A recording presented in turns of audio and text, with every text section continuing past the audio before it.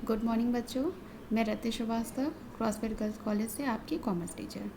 बच्चों, इसके previous lecture में मैंने आपको विनिमय क्या है तथा विनिमय की विशेषताओं के बारे में बताया था।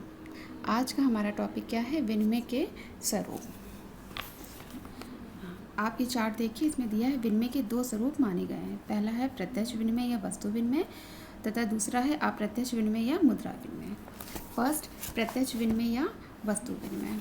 वस्तु व सेवाओं के प्रत्यक्ष आदान प्रदान को वस्तु विनिमय कहते हैं।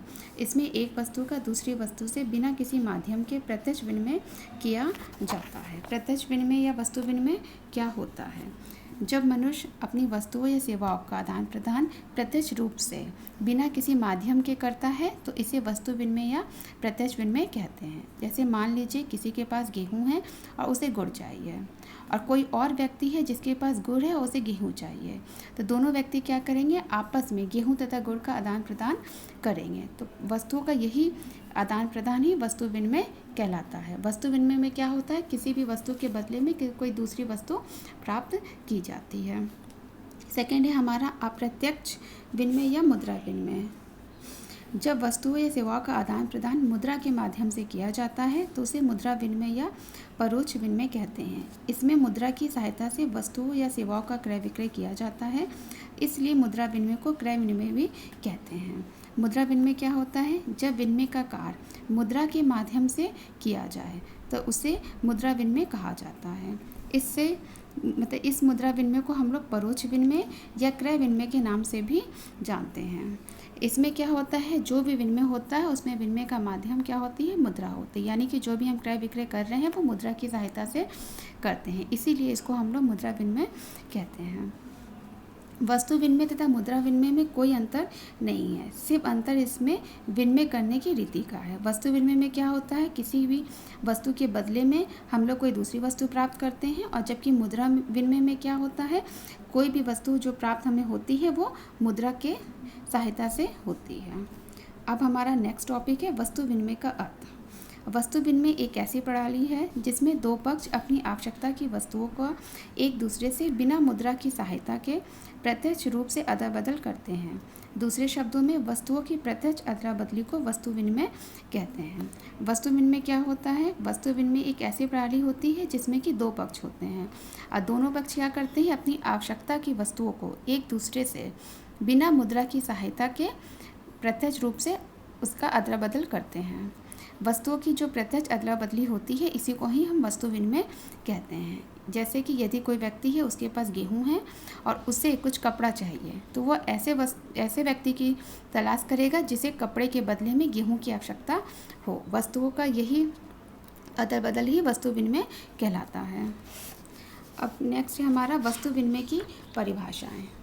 वस्तु विनिमय की परिभाषा समझने से पहले आप ये ऊपर देखिए, वस्तु विनिमय इक्वल टू वस्तु डैश वस्तु, और नीचे है मौद्रिक विनिमय इक्वल टू वस्तु फिर मुद्रा फिर वस्तु। यानी कि वस्तु विनिमय में क्या होता है? फिर वस्तु के बदले ही हमें वस्तु प्राप्त होती है, और जबकि मौद्रिक विनिमय में क्या होता है? वस्तु के बदले हमें मुद्रा प्राप्त होती है, उस मुद्रा से भी हम क्या करते हैं? एक नई वस्तु खरीद सकते हैं। वस्तु विनिमय की परिभाषाएं। पहली परिभाषा है आपकी प्रोफेसर बक के अनुसार, मुद्रा के बिना प्रयोग के विनिमय वस्तु विनिमय कहलाता है। यानी कि वस्तु विनिमय क्या होता है? जिसमें कि हम मुद्रा का प्रयोग वस्तुओं को विनिमय करने के लिए नहीं करते हैं। प्रोफेसर थॉमस के अनुसार एक वस्तु से दूसरी वस्तु की सीधी अदल बदल ही वस्तु विनिमय कहलाती है। यानी कि एक वस्तु के बदले दूसरी वस्तु प्राप्त करना ही वस्तु विनिमय कहलाता है। Professor RP. कैंट के अनुसार मुद्रा को विनिमय के माध्यम के रूप में प्रयोग किए बिना वस्तुओं का वस्तुओं के बदले प्रत्यक्ष लेन देन वस्तु विनिमय कहलाता है। इसमें क्या होता है? एक वस्तु के बदले हम लोग दूसरी वस्तु प्राप्त करते हैं, लेकिन उनको प्राप्त करने का माध्यम मुद्रा नहीं होती है बल्कि वस्तु होती है, इसलिए इसको हम लोग वस्तु विनिमय कहते हैं। प्रोफेसर चैंडलर के शब्दों में आर्थिक वस्तुओं का एक दूसरे से प्रत्यक्ष आदान प्रदान वस्तु विनिमय कहलाता है। प्रोफेसर टॉजिक के शब्दों में उत्पत्ति का प्रत्यक्ष विनिमय वस्तु विनिमय कहलाता है। इसके अनुसार वस्तु विनिमय क्या है? किसी भी वस्तुओं का बिना मुद्रा के माध्यम का प्रयोग किए आदान प्रदान ही वस्तु विनिमय कहलाता है। अब वस्तु विनिमय संभव होने की परिस्थितियाँ या दशाएं, यानी कि ऐसी कौन कौन सी कंडीशन है जिसमें वस्तु विनिमय संभव हो सकता है। सबसे पहली कंडीशन हमारी क्या है, सीमित आवश्यकताएं। वस्तु विनिमय प्रणाली के लिए मनुष्य की आवश्यकताओं का सीमित होना बहुत आवश्यक है, जिससे एक व्यक्ति को उसकी आवश्यकता की वस्तु रखने वाला दूसरा व्यक्ति सरलतापूर्वक मिल सके। यदि आवश्यकताएं अधिक तथा विविध होंगी तो उनकी संतुष्टि के लिए बहुत सी वस्तुओं की आवश्यकता पड़ेगी, जिन्हें परस्पर आदान प्रदान द्वारा प्राप्त करना लगभग असंभव होगा। सीमित आवश्यकताओं से मतलब क्या है कि वस्तुओं का जो भी विनिमय है वो तभी संभव है जबकि व्यक्तियों की जो आवश्यकताएं होंगी वो कम होंगी, क्योंकि तभी एक व्यक्ति को कोई भी ऐसा व्यक्ति ढूंढना में आसानी हो जाएगी जो उसकी फालतू वस्तु को लेकर के उसे वह वस्तु प्रदान कर सकेगा जिसकी कि उसे आवश्यकता है। अब मान लीजिए जैसे कि दो व्यक्ति हैं, ठीक है, सुरेश के पास गेहूं है। अब वह गेहूं के बदले कपड़ा, चीनी, चावल चाहता है, तो उसे किसी ऐसे व्यक्ति को ढूंढना होगा जो उसके गेहूं को लेकर के और उसकी ये सारी आवश्यकताएं की वस्तु उसे दे सके। फिर नेक्स्ट है हमारा सीमित उत्पादन। जिस समाज में केवल सीमित वस्तुओं का ही उत्पादन होता है उसमें ही वस्तु विनिमय का चलन होता है, यानी कि वस्तु विनिमय से वही संभव है जहाँ भी उत्पादन की मात्रा क्या है, बहुत ही सीमित है। थर्ड, सीमित विनिमय क्षेत्र। वस्तु विनिमय प्रणाली के विनिमय का क्षेत्र सीमित होना चाहिए, जिसमें व्यक्तियों को एक दूसरे की आवश्यकता का ज्ञान हो और वे अपनी वस्तुओं का आदान प्रदान कर सके। यदि लोग दूर दूर कस्बों तथा शहरों में रहते हैं तो फिर इस प्रणाली को अपनाना संभव नहीं होगा, क्योंकि लोगों को अपनी इच्छित वस्तुओं की खोज में दूर दूर तक घूमना पड़ेगा, जिससे उनका पर्याप्त समय तथा शक्ति तो विनिमय काल में नष्ट हो जाएगी। सीमित विनिमय क्षेत्र का क्या मतलब है कि वस्तुओं की जो भी अदला बदली व्यक्तियों द्वारा की जा रही है वो व्यक्ति ज़्यादातर आसपास के गांवों या कस्बों में होने चाहिए, तभी वस्तु विनिमय प्रणाली को वो लोग अपना सकेंगे। यदि ये लोग दूर दूर कस्बों तथा शहरों में रहते हैं तो इस प्रणाली को अपनाना संभव नहीं होगा, क्योंकि लोगों को अपनी इच्छा के अनुसार वस्तुओं की खोज में दूर दूर तक घूमना पड़ेगा, जिससे उनका समय नष्ट हो जाएगा। फिर नेक्स्ट है हमारा समाज का पिछड़ापन। पिछड़े समाज के लोगों की आवश्यकताएं कम होती हैं तथा यातायात की सुविधाओं के अभाव में मनुष्यों को स्थानीय वस्तुओं से ही काम चलाना पड़ता है। इससे वस्तु विनिमय प्रणाली को प्रोत्साहन मिलता है। वस्तु विनिमय प्रणाली ऐसे ही समाज में संभव हो सकती है जो कि आर्थिक दृष्टि से वो समाज बहुत पिछड़ा हुआ हो। क्यों? क्योंकि पिछड़े समाज में लोगों की आवश्यकताएं भी क्या होती हैं, बहुत ही कम होती है। यही कारण है कि आज भी भारत के कुछ ऐसे ग्रामीण क्षेत्र हैं जो कि बहुत ही पिछड़े हुए हैं और वहाँ आज भी वस्तु विनिमय प्रणाली प्रचलित है। फिर नेक्स्ट है मुद्रा का अभाव या कमी। मुद्रा का अभाव जितना अधिक होगा वस्तु विनिमय का चलन उस समाज में उतना ही अधिक होगा। यदि समाज में मुद्रा का प्रचलन अधिक है तो वहाँ मुद्रा ही विनिमय के माध्यम का कार्य करती है, जिसके फलस्वरूप वस्तु विनिमय व्यवस्था समाप्त हो जाती है। इसी कारण पिछड़े देशों में वस्तु विनिमय प्रणाली का प्रयोग आज भी देखने को मिल जाता है।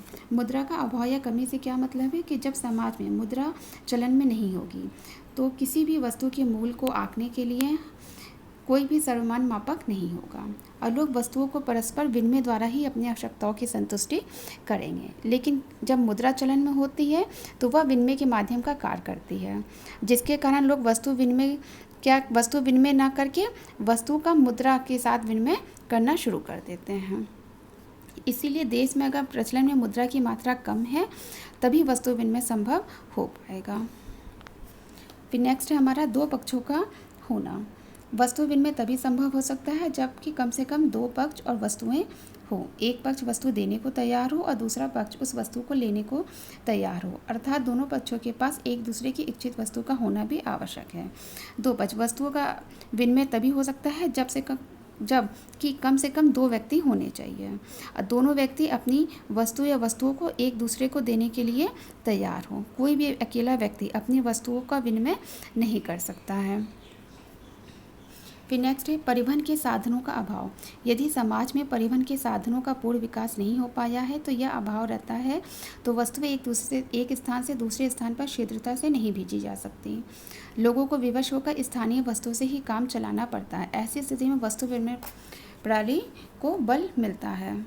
परिवहन के साधन के अभाव में क्या होता है कि जब परिवहन की सुविधाएं उपलब्ध नहीं होती हैं तो जो व्यक्ति जहाँ रह रहा है उसको उसी स्थान की वस्तुओं को खोजना पड़ता है और लोगों को विवश होकर के क्या करना पड़ता है, उसी स्थानीय वस्तुओं से ही काम चलाना पड़ता है। ऐसी स्थिति में वस्तु विनिमय संभव हो सकता है। अतः निष्कर्ष के रूप में हम लोग क्या ये कह सकते हैं कि वस्तु विनिमय प्रणाली सिर्फ पिछड़े समाज में ही सफल हो सकती है, क्योंकि ऐसे समाज में क्या होता है, लोगों की आवश्यकताएं बहुत कम होती हैं। विनिमय का कोई सर्वमान्य माध्यम नहीं होता और व्यक्ति इस बात की अधिक चिंता भी नहीं करते कि उनको प्राप्त होने वाली वस्तु का मूल्य कितना है। वे अपनी आवश्यकता की पूर्ति हेतु अधिक मूल्य की वस्तु देने को तैयार हो जाते हैं।